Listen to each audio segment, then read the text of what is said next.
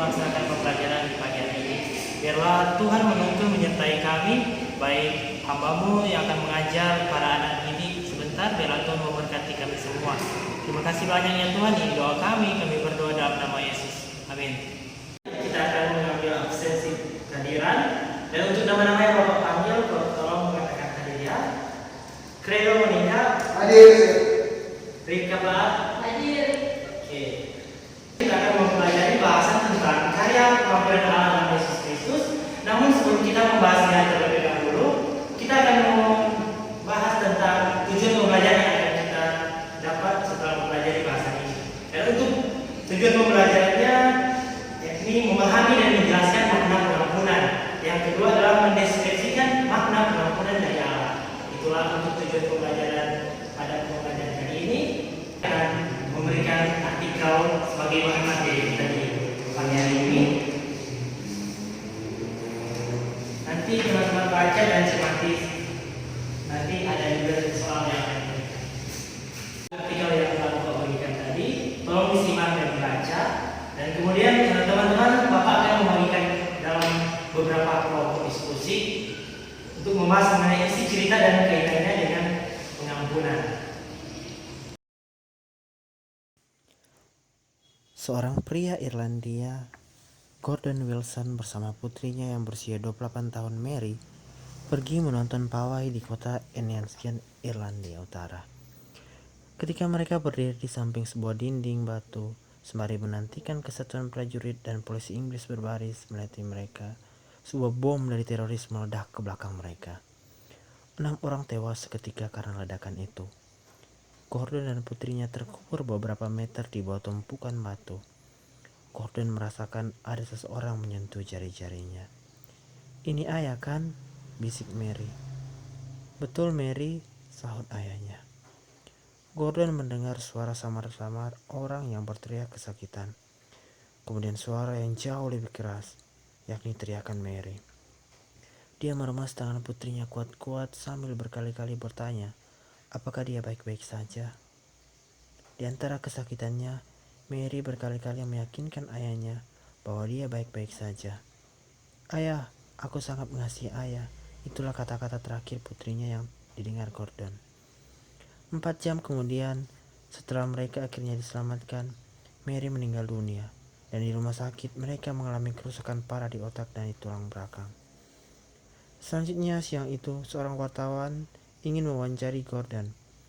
Setelah dia menggambarkan apa yang terjadi, wartawan itu bertanya kepada Gordon, "Bagaimanakah perasaan Anda terhadap orang yang memasang bom itu?" Jawabannya sangat mengejutkan. "Saya tidak membenci mereka," sahut Gordon. "Saya tidak dendam kepada mereka." Kata-kata yang sengit tidak akan menghidupkan Mary Wilson kembali. "Saya akan berdoa malam ini dan setiap malam agar Allah mengampuni mereka." Sebagian orang menduga bahwa pernyataan itulah yang akhirnya memenangkan kelompok-kelompok militer yang sebelumnya sangat marah terhadap pemboman itu. Dan hal itu mencegah terjadinya suatu serangan balasan yang berdarah. Pada bulan berikutnya, banyak orang bertanya kepada Gordon, bagaimana dia dapat mengampuni tindakan kejam yang didasari kebencian tersebut. "Hati yang terluka," ujar Gordon. "Saya telah kehilangan putri saya, tetapi saya tidak marah. Kata-kata terakhir Mary kepada saya, kata-kata kasih, menumbuhkan kasih saya. Saya menerima anugerah Allah untuk mengampuni melalui kekuatan kasih-Nya bagi saya." Selama bertahun-tahun setelah tragedi yang merenggut nyawa putrinya yang juga nyaris merenggut nyawanya sendiri itu, Gordon Wilson bekerja tanpa lelah untuk memperjuangkan kedamaian dan rekonsiliasi di Irlandia Utara hingga akhir hayatnya. Akan membagikan ke dalam kelompok. Untuk Credo ada di kelompok 1 dan untuk Rika di kelompok 2. Nanti bahan bacaan yang tadi Bapak berikan itu dicermati ya teman-teman.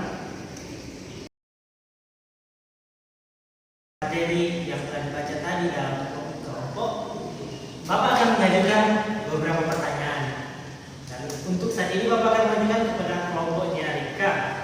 Apa makna dari tindakan Gordon Wilson yang tadi? Tindakan mengampuni. Oke, terima kasih. Jadi tindakan mengampuni. Nah, untuk pertanyaan yang kedua kepada kelompoknya Credo. Pertanyaannya, mengapa Gordon Wilson rela mengampuni teroris yang telah menyebabkan putrinya tewas? Karena Gordon Wilson meyakini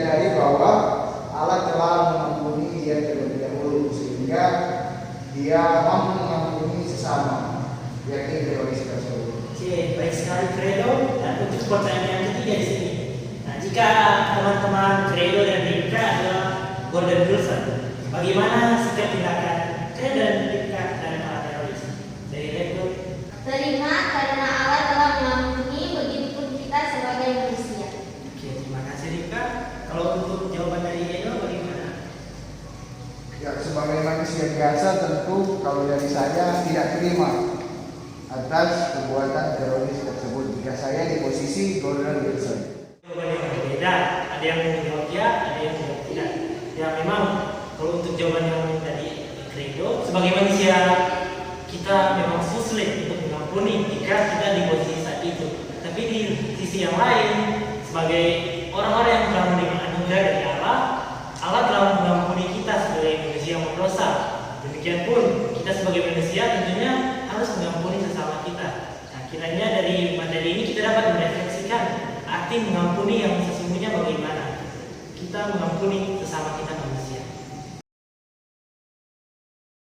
Kali yang kedua ini kita akan mendalami pengampunan Allah di dalam Yesus Kristus, dan seperti yang tadi telah ada kelompok dan ada hasil diskusi yang akan dipaparkan dari hasil.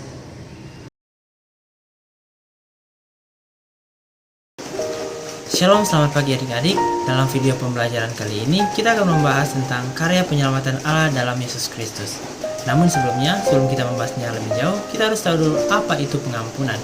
Pengampunan adalah tindakan pembebasan dari tuntutan atau hukuman dengan memberi maaf, memberi ampun ketika ada seseorang yang membuat salah kepada kita. Dalam materi ini, kita akan membahas tentang pengampunan Allah. Setelah manusia jatuh ke dalam dosa, Allah telah merencanakan karya penyelamatannya bagi manusia. Bukti nyatanya adalah ketika peristiwa air bah, di mana Allah memusnahkan seluruh isi dunia dan menyelamatkan satu keluarga yang hidup benar di hadapannya, yakni keluarga Nuh.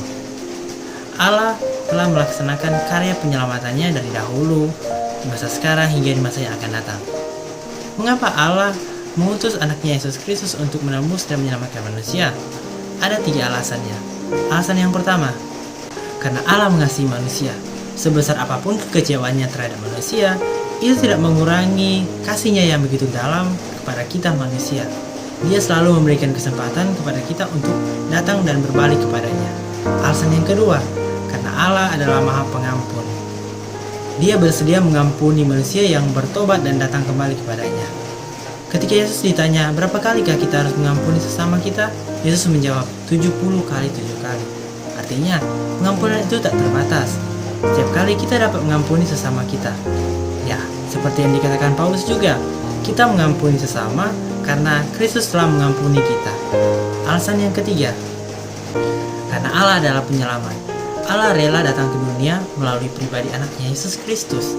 Kenapa? Karena manusia tidak dapat menyelamatkan dirinya sendiri. Oleh karena itu, Allah turun langsung untuk menyelamatkan manusia. Allah menanggung segala dosa kita. Dia mati untuk dosa kita. Dia tidak berdosa, namun dia menanggung segala dosa kita. Allah bangkit pada hari yang ketiga, bahkan naik ke sorga. Melalui pengampunan tersebut, Allah memperdamaikan kita dalam pribadi Yesus Kristus untuk memperbaiki hubungan kita yang telah rusak dengannya. Manusia adalah orang-orang yang berhutang, yakni berhutang dosa. Dan Kristuslah yang membayar lunas hutang tersebut dengan darahnya yang mahal melalui kematiannya di kayu salib. Jadi kesimpulannya, Allah mengampuni kita manusia dalam Yesus Kristus dengan membatalkan hutang dosa kita. Demikian. Setelah kita mendiskusikan materi yang telah adik-adik baca tadi, Bapak akan mengajukan beberapa pertanyaan. Dan untuk pertanyaan diskusi yang pertama ini, apa saja godaan yang kamu alami di sekolah dan di rumah? Dari adik Edo. Kalau godaan yang saya alami di sekolah yakni pergaulan teman-teman yang membawa saya kepada hal-hal yang buruk. Kemudian kalau godaan di rumah tentunya godaan bermalas-malasan. Contohnya tidak membuat PR dan sebagainya. Pertanyaan yang kedua, bagaimana cara kamu mengatasi godaan itu? Dari Rika mungkin bisa kasih jawaban solusi dari permasalahan yang kita alami. Pintar-pintar memilih teman atau pergaulan di sekolah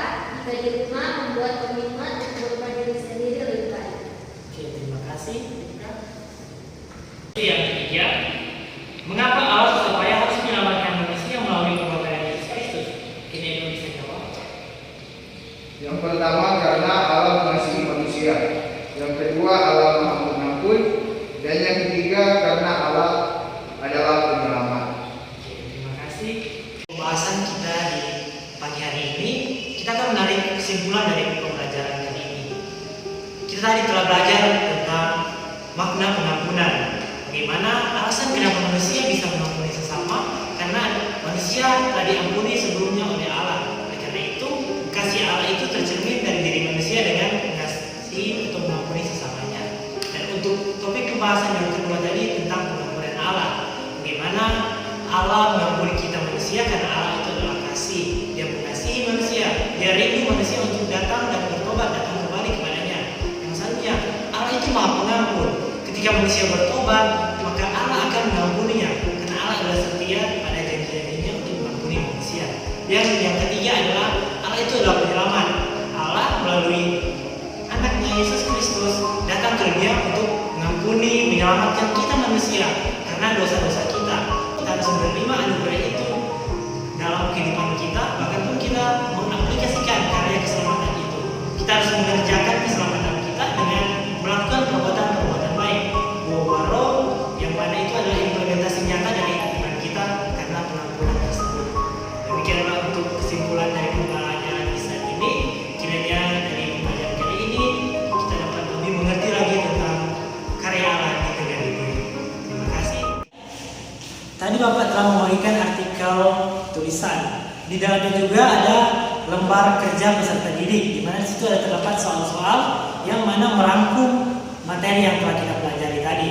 Oleh karena itu, Bapak akan memberikan waktu 1 minggu kepada adik-adik untuk mengerjakan soal-soal yang ada di lembar kerja peserta didik itu. Demikianlah untuk pembelajaran kita di pagi hari ini. Sampai ketemu minggu yang akan datang. Terima kasih.